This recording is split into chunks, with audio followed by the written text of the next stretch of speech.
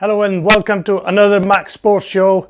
And tonight we have Tom Jones online with us. He's been watching bits of Champions League football and cricket during the day. Good evening, Tom. Evening, Masood. Hope you're well. Yeah, I'm fine, thank you. Feeling a lot better today after the positive day in the cricket. At least Pakistan put up a fight. But how was the Champions League final for you? I think a lot of people thought it was going to be a high-scoring game, but my son and I thought that it was going to be a much closer affair, and it proved to be. I think PSG played a very good tactical game, and but in the end, I think the deserving winners were Bayern. I think they've been the best side throughout the whole of this year, so good for them. Yeah, I think they were really good as a team over they won almost every game. I think it's the first team to win all the Champions League games all the way through to the final, isn't they? And they played really well tonight as well. Yeah, I think you're right. I think that's a statistic that's going to be very hard to beat. Yeah, and the other thing is, in terms of like big players, Neymar never turns up for the finals or big games, does he? Well, we're not fans of Neymar. We think he's a prima donna who just is all about himself. Whereas the German mentality, or the German team management mentality, is all about the togetherness and the whole collective, as opposed to individual stars. So if you look at that Bayern Munich team, there aren't that many individual, real high-profile, big-money stars, but everybody works their socks off for each other, and everybody supports each other, like any good high-performing team should. So, the Qatari multi-billionaires who have, funded all the prima donnas to go to PSG, they're going to have to look at themselves, look at the culture that they need to kind of take to the next level. Otherwise, they're just going to be crying in their Coca-Colas again. Yeah, it seems like it. But I struggle with watching Neymar, because he's one of those who always is definitely. You're right. He's a prima donna, and he just dives and rolls around us. So it wasn't that much tonight, but again, he was doing the same old stuff. It seems that when it comes to the big matches, he disappears. He has got so much talent, but he just falls over and tries to get fellow professionals booked and cautioned, and then when he commits a foul, he's always claiming innocence. The pictures of him at the end of the match were a disgrace, because he never went and shook anybody's hand. He just went into his own dugout and cried his eyes out. For God's sake, he's probably one of the most, if not the highest paid footballer in the world. He's won all sorts of things with Brazil and Barcelona.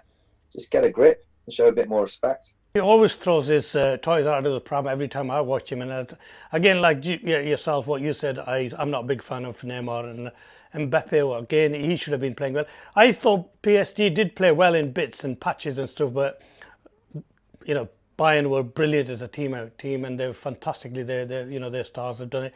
So they are now equal Liverpool's record of 6 Champions League. Yeah, well, I mean, those two have literally dominated that tournament over the modern era, really, haven't they? So that would be a great final next year. To be honest, if that could happen, Bayern Munich against Liverpool, I think would be a cracking final. Man City, again, disappointing for us, isn't it? Man City. Whereas Qataris have spent their billions on PSG, and then the other guys from Abu Dhabi spend billions at Man City. But no, you can't always buy success, can you? No, I think in the Premier League you can, but I think when it comes to bigger tournaments, it's there's more to it. I think tactical flexibility. I think this kind of real mentality of sticking together and being there for each other on and off the pitch makes a massive difference. That's the same in business, isn't it? In life, if you really are completely solid and together as a team, then you will probably outperform other people that don't have that togetherness. So I think Bayern Munich have been the best team all tournament really for the Champions League, and deserved winners, and equal now, as you say, to Liverpool in winning 6 over the years. What did you think of the current format? Because of COVID, they've actually played them quarterfinals as one-off games, semi-finals as one-off games, and it's like a little mini World Cup finals, mini tournament in Portugal. Do you think that's been better than the other normal way they would play? Well, we've enjoyed that because it's been there's more on it because it's a knockout, isn't it? So we've enjoyed watching it as television viewers because it's not the old adage of, oh, we're only halfway through after one game. There's no advantage home and away, so it's just a neutral venue and it's knockout tournament. So we think it's been a breath of fresh air. I think UEFA should look at that and take that format in the future as well, because it works a lot better once you play quarterfinals, semi-finals, and finals. Just do it over a 2-week period.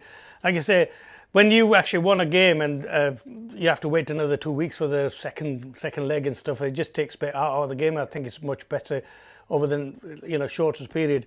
I'll be looking forward to that. I think that's something that the UEFA should take up. I agree. It was good to see, because I'll get this little mention in for my team, Aston Villa, having won the Champions League as it was, but back then the European Cup, unlike Leeds, who haven't won it, have they? But when Villa won it, they played against Bayern Munich. I don't know whether you remember that. And one of the guys who was on the podium presenting medals was the former Golden Boot winner and West Germany striker and just all-round amazing footballer called Karl-Heinz Rummenigge. We used to call him 57 Varieties because of Heinz baked beans. And he played in that Bayern Munich team that Villa beat in Rotterdam back in 1981-82. And he did the most amazing overhead kick that just went past the post, which was one of the most amazing bits of football I'd seen at an age of about 12 or whatever I was. And Villa were complete and utter outsiders, and Bayern Munich were absolutely hot favourites. But miraculously, we came away with the trophy that year. Yeah, well, I mean, you did well against him, but Leeds were very unlucky in '75. So we did, and we played Bayern. And unfortunately, if you look back at those games and stuff, the Lorimer goal was never offside, and then there's a penalty as well. And what they got in the end was just a 2-0 win. And Leeds fans are always bitter about the fact that then what happened after that in Paris, we don't want to really talk about, because of there was a huge element of hooliganism within Leeds and in British football at the time.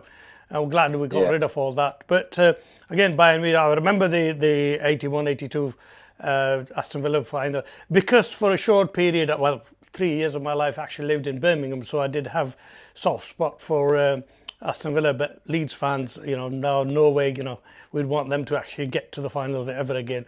I can't see any of them getting there, neither Villa or Leeds. But mind you, if out of the two, Leeds could.